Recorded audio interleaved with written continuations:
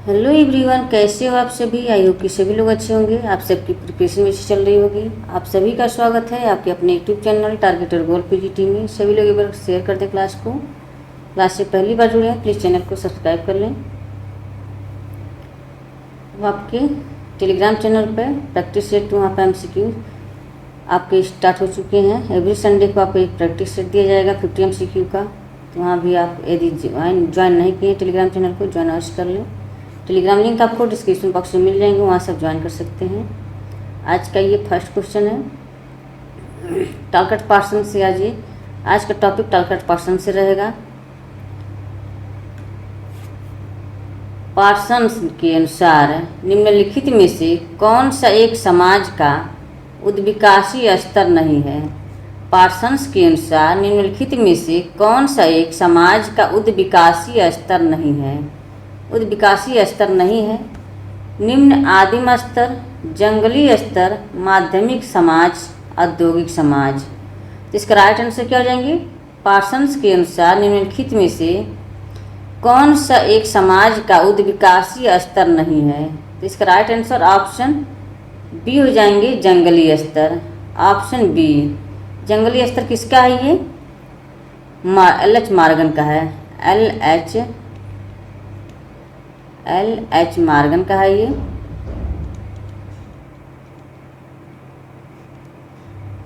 जंगली एवं बर्बर अवस्था की इन्होंने बात करते हैं। नेक्स्ट क्वेश्चन है संरचनात्मक प्रकार्यवाद में किसने agile adaptation, goal integration, latency model की चर्चा की है।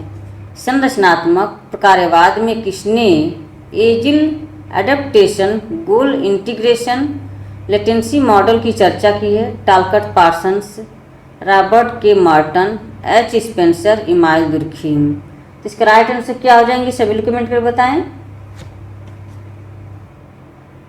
ऑप्शन ए हो जाएंगे, टालकट Parsons. Option A. Next question है निम्नलिखित में से भूमिका की किस प्रकार की व्याख्या टालकट पार्सन्स ने की है। निम्नलिखित में से भूमिका की किस प्रकार की व्याख्या टालकट पार्सन्स ने की है। निर्धारित भूमिकाएं, आश्वस्त की भूमिकाएं, विषय पूरक भूमिकाएं, पारित भूमिकाएं। इसका राइट आंसर क्या हो जाएंगे, आश्वस्त भूमिकाएं। इसका राइट आंसर ऑप्शन बी हो जाएंगे, आश्वस्त भूमिकाएं। Option B. नेक्स्ट क्वेश्चन है किसने सामाजिक व्यवस्था को समाजीकरण का तंत्र तथा सामाजिक नियंत्रण का तंत्र में विभाजित किया है। किसने सामाजिक व्यवस्था को समाजीकरण का तंत्र तथा सामाजिक नियंत्रण का तंत्र में विभाजित किया है। Brown, Nadel, Merton, Parsons. तो इसका राइट आंसर क्या हो जाएंगे, सभी लोग कमेंट करके बताएं। ऑप्शन डी हो जाएंगे, Parsons. Option D. Next question है किसने तर्क दिया कि स्कूल बच्चों की सार्वभौमिक स्थिति तथा प्रौढ़ समाज में परिस्थिति के लिए तैयार करते हैं। किसने तर्क दिया कि स्कूल बच्चों की सार्वभौमिक स्थिति तथा प्रौढ़ समाज में परिस्थिति के लिए तैयार करते हैं।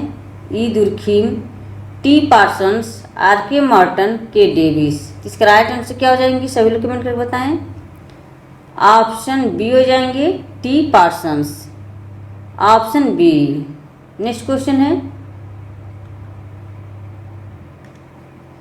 पार्सन्स ने सभी कर्ताओं द्वारा सामाजिक परिस्थितियों में अनुभव की जाने वाली मूलभूत दुविधाओं के लिए किस पद का प्रयोग किया है।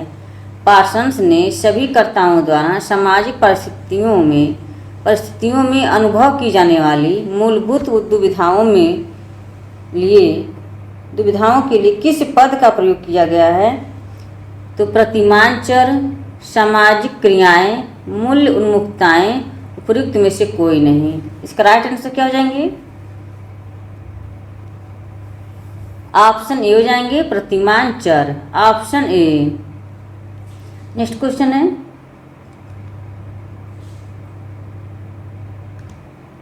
निम्न में से पार्सन्स के अनुसार प्रकार्यात्मक पूर्व आवश्यकताएं कौन सी हैं। निम्न में से पार्सन्स के अनुसार प्रकार्यात्मक पूर्व आवश्यकताएं कौन सी हैं? लक्ष्य पूर्वाभिमुखीकरण, स्थिति चेतना, अव्यक्तता, जीवन चक्र। तो इसका राइट आंसर क्या हो जाएंगे? सभी लोग कमेंट करके बताएं।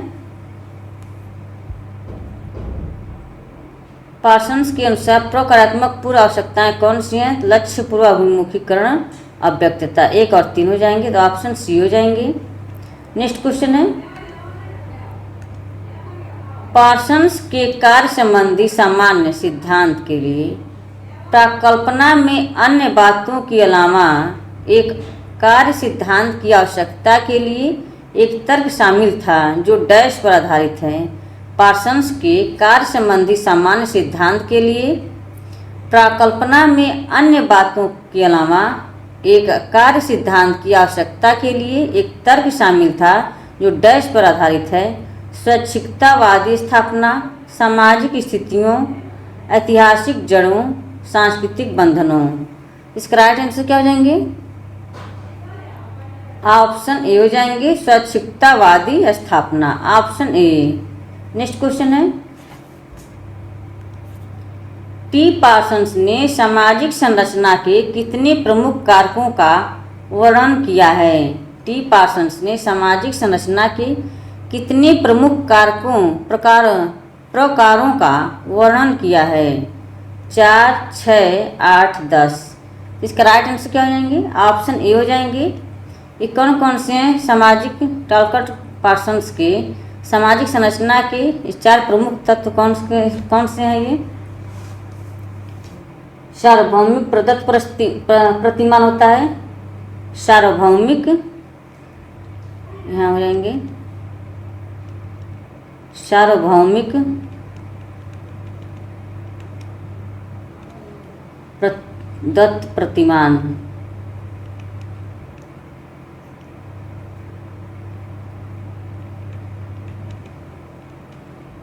प्रदत्त प्रतिमान हो जाएंगे। सेकेंड हो जाएगा सार्वभौमिक अर्जित प्रतिमान, सार्वभौमिक अर्जित प्रतिमान, अर्जित प्रतिमान।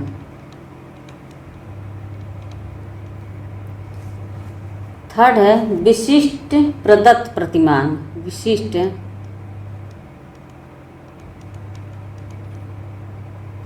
प्रदत्त प्रतिमान। और चौथा है विशिष्ट अर्जित प्रतिमान, विशिष्ट अर्जित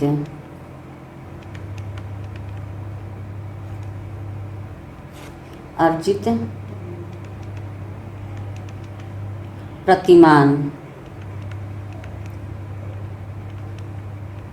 इन्होंने 4 प्रकार की सामाजिक संरचना के प्रमुख प्रकारों की बात करते हैं।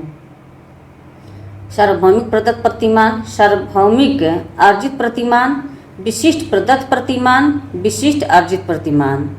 तो ये 4 प्रकार के हो जाएंगे। नेक्स्ट क्वेश्चन है,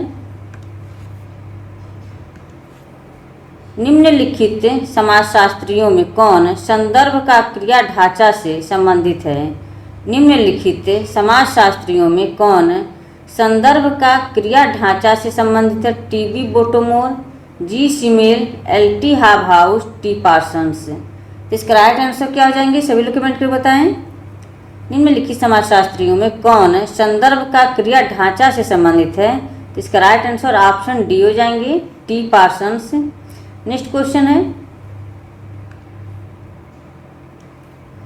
पार्सन्स के अनुसार इनमें से क्या सामाजिक व्यवस्था की पूर्व आवश्यकता नहीं है? पार्सन्स के अनुसार इनमें से क्या सामाजिक व्यवस्था की पूर्व आवश्यकता नहीं है? पूर्व आवश्यकता नहीं है दिया हुआ है। सामाजिक पृथकता, प्रतिमानों को बनाए रखना एवं तनाव प्रबंधन, पर्यावरण से अनुकूलन, लक्ष्य प्राप्ति। इसका राइट आंसर क्या हो जाएंगे?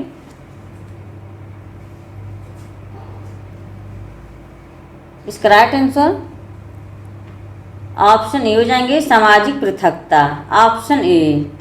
पार्सन्स के इनमें से क्या सामाजिक व्यवस्था की पूर्व आवश्यकता नहीं है? तो पूर्वाश्रकता ये सामाजिक पृथकता नहीं है। पूर्वाश्रकता है प्रतिमानों को बनाए रखना एवं प्रतिमान तनाव प्रबंधन, पर्यावरण से अनुकूलन, लक्ष्य प्राप्ति। सामाजिक पृथकता ये नहीं है, तो ऑप्शन ए हो जाएंगे। नेक्स्ट क्वेश्चन है, निम्न में से किसने आवश्यकताओं के सिद्धांत का प्रयोग किया है? निम्न में से किसने आवश्यकताओं के सिद्धांत का प्रयोग किया है? A R Radcliffe Brown, T Parsons, R K Merton, B Malinowski. इसका राइट आंसर क्या हो जाएंगे? सभी लोग कमेंट कर बताएं। ऑप्शन बी हो जाएंगे, T Parsons, option B. Next question है, पार्सन्स ने सामाजिक क्रिया को एक व्यवस्था माना है जिसके 3 पक्ष होते हैं। इनमें से 2 हैं व्यक्तित्व व्यवस्था और यह सांस्कृतिक व्यवस्था। निम्नांकित में उसके द्वारा बताई गई तीसरी व्यवस्था कौन सी है? पार्सन्स ने सामाजिक व्यवस्था को एक व्यवस्था माना है जिसके 3 पक्ष होते हैं। इनमें से 2 हैं, एक है व्यक्तित्व व्यवस्था और दूसरा है सांस्कृतिक व्यवस्था। निम्नांकित में उसके द्वारा बताई गई तीसरी व्यवस्था कौन सी है? व्यक्तित्व व्यवस्था हो जाएगी, सांस्कृतिक व्यवस्था, एक है इसमें से सामाजिक व्यवस्था हो जाएगी। ऑप्शन सी हो जाएंगे। Right answer option C. Next question है, एकांतिक नाभिकीय परिवार की अवधारणा है। एकांतिक नाभिकीय परिवार की अवधारणा यूजिन लिटबैक, कोलिन बेले, टी पार्सन्स, IP देसाई। एकांतिक नाभिकीय परिवार की अवधारणा किसने दिया है? तो इसका राइट आंसर क्या हो जाएंगे? सभी लोग कमेंट करके बताएं।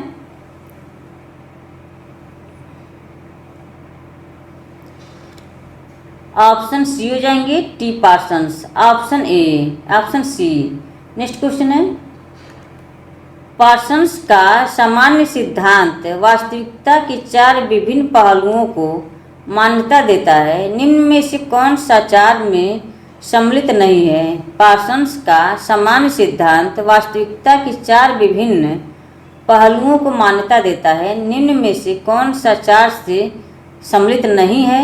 यह नहीं पूछा हुआ है। सामाजिक व्यवस्था, सांस्कृतिक व्यवस्था, आर्थिक व्यवस्था, व्यक्तित्व व्यवस्था।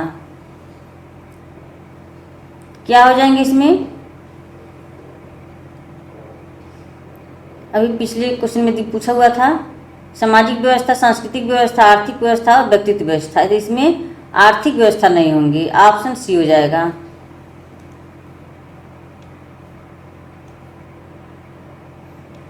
सामाजिक व्यवस्था हो जाएगा, सांस्कृतिक व्यवस्था, व्यक्तित्व व्यवस्था हो जाएंगी। नहीं, आर्थिक व्यवस्था नहीं होगा, तो ऑप्शन सी। नेक्स्ट क्वेश्चन है, निम्नलिखित में से कौन पार्सन्स के प्रतिमान चर का तत्व नहीं है? निम्नलिखित में से कौन पार्सन्स के प्रतिमान चर का तत्व नहीं है? आत्मदिग्ग विन्यास बनाम सामूहिक दिग्ग विन्यास, एक निष्ठता बनाम सार्वभौमिकता, गुणवत्ता बनाम परिमाण, विसरणता बनाम विशिष्टता। क्या हो जाएंगी? कौन सा पार्सन्स के प्रतिमान चर का तत्व नहीं है?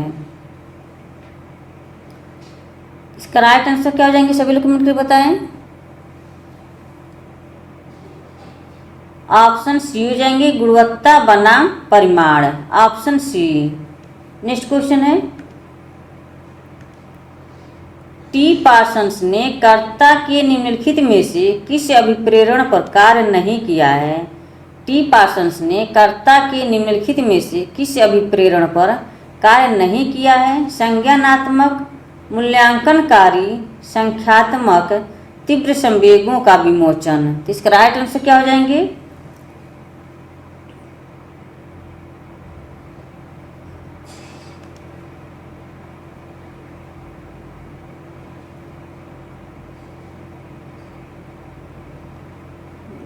क्या तो दिया है यहाँ पर?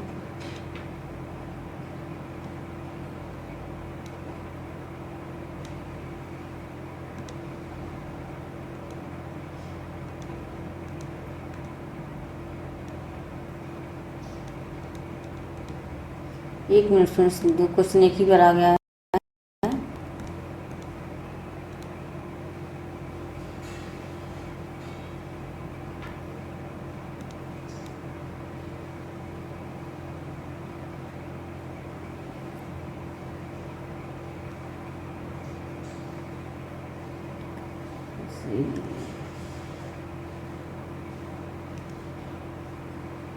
सामान्य सिद्धांत के वास्तविक चर के विभिन्न पहलुओं को मान्यता देता है, इनमें कौन सा सम्मिलित नहीं है, तो अर्थ हो जाएगा।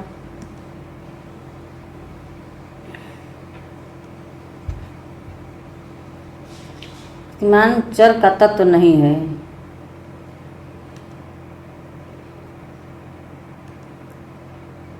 सही है।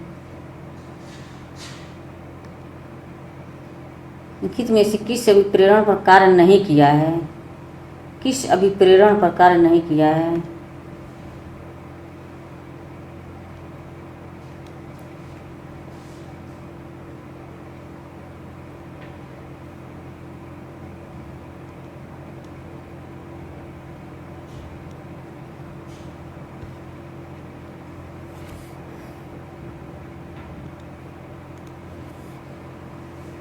ऑप्शन सी हो जाएंगे संख्यात्मक पर। यहाँ 16 होगा, 17 होगा यहाँ क्वेश्चन नंबर। इसका राइट आंसर ऑप्शन सी हो जाएंगे। टी पार्सन्स ने कर्ता के निम्नलिखित में से किस अभिप्रेरण पर कार्य नहीं किया, यहाँ नहीं दिया हुआ है, तो ऑप्शन सी हो जाएंगे संख्यात्मक पर। नेक्स्ट क्वेश्चन है, निम्नलिखित में से किसने अमूर्त और सामान्यीकृत अवधारणाओं के समुच्चय से सामाजिक व्यवस्था का वर्णन करने के लिए समाजशास्त्रीय परिप्रेक्ष्य का प्रतिपादन किया है? किसने अमूर्त और सामान्यीकृत अवधारणाओं के समुच्चय से सामाजिक व्यवस्था का वर्णन करने के लिए समाजशास्त्रीय परिप्रेक्ष्य का प्रतिपादन किया है? Talcott Parsons, Emile Durkheim, Robert K Merton, Ralph Linton. तो ऑप्शन ए हो जाएंगे टॉलकट पार्सन्स, ऑप्शन ए।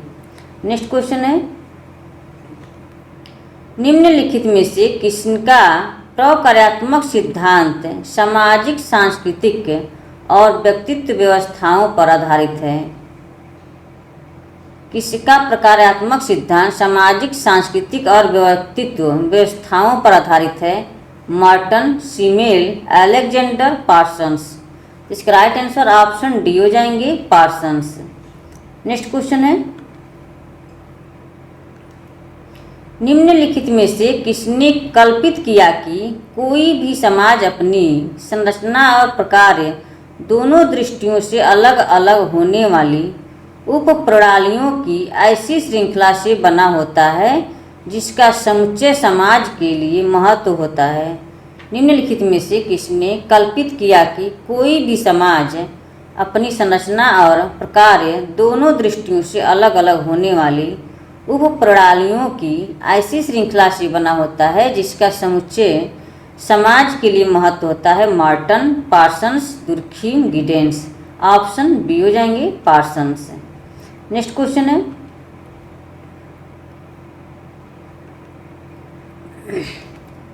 सामाजिक व्यवस्था के बारे में टॉलकट पार्सन्स का विश्लेषण निम्नलिखित में से किस सिद्धांत पर आधारित है?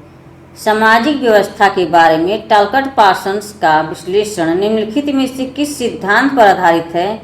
समय स्थिति, प्रकट प्रकार, डार्विन के सिद्धांत, भौतिक नियम। तो इसका राइट आंसर क्या हो जाएंगे? सभी लोग कमेंट करके बताएं।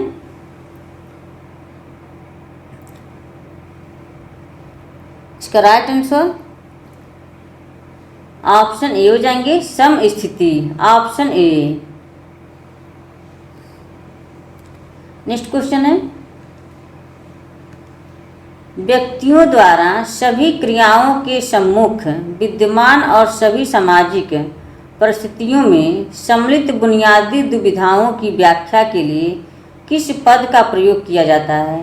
व्यक्तियों द्वारा सभी क्रियाओं के सम्मुख विद्यमान और सभी सामाजिक परिस्थितियों में सम्मिलित बुनियादी दुविधाओं की व्याख्या के लिए किस पद का प्रयोग किया जाता है? सामाजिक क्रियाएं, मूल्य अभिमुखीकरण, प्रतिमानचर, प्रकारात्मक पूर्व अपेक्षाएं।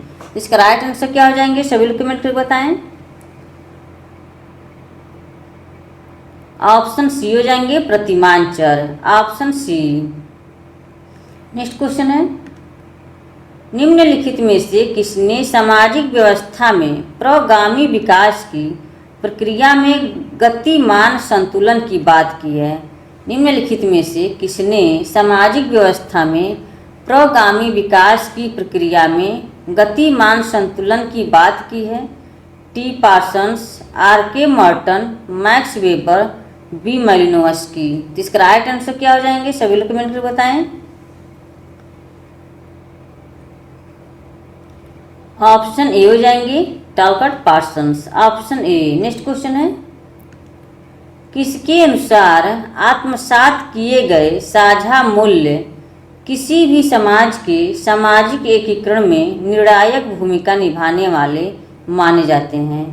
किसके अनुसार आत्मसात किए गए साझा मूल्य किसी भी समाज के सामाजिक एकीकरण में निर्णायक भूमिका निभाने वाले माने जाते हैं? T Parsons, B Malinowski, E Durkheim, R K Merton. Option A हो जाएंगे टॉलकट पार्सन्स। सभी लोग एक बार शेयर कर दें क्लास को।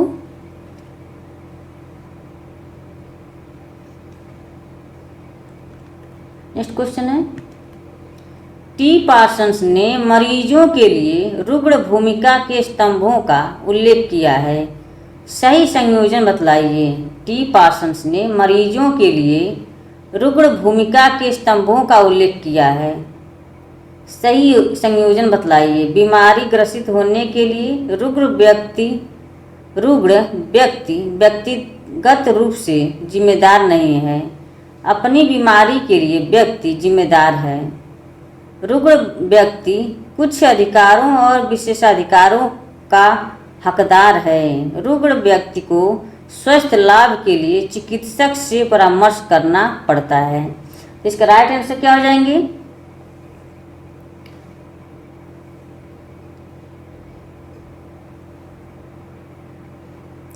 इसमें बीमारी ग्रसित होने के लिए रुग्ण व्यक्ति व्यक्तिगत रूप से जिम्मेदार नहीं है, फर्स्ट हो जाएगा।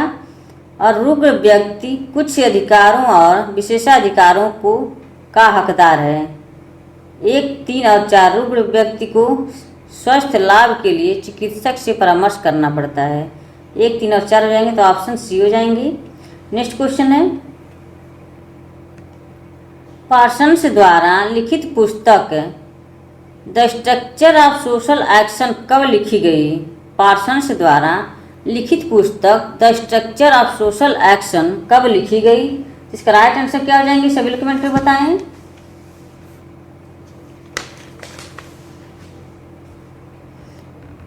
The structure of social action, इसका राइट आंसर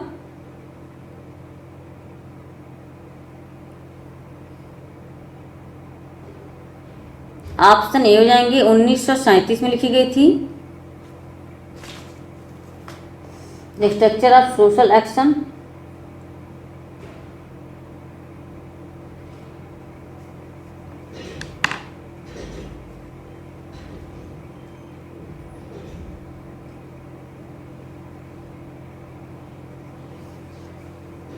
और 1949 में कौन सी पुस्तक लिखी गई थी?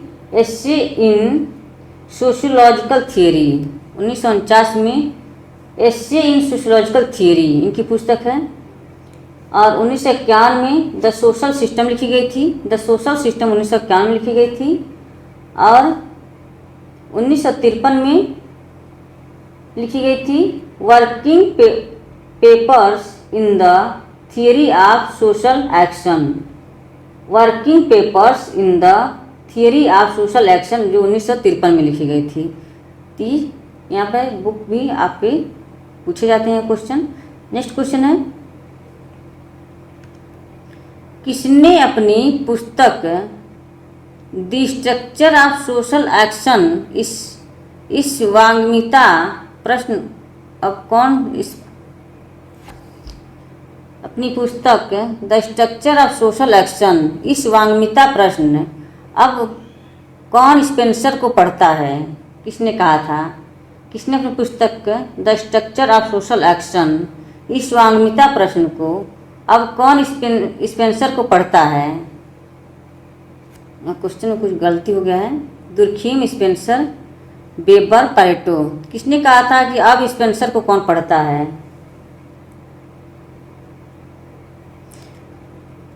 ऑप्शन बी हो जाएंगे, टॉलकट पार्सन्स ने कहे थे। इन्होंने कहा था कि अब स्पेंसर को कौन पढ़ता है। किस पुस्तक में कहे थे? The structure of social action में। ऑप्शन बी हो जाएंगे। नेक्स्ट क्वेश्चन है,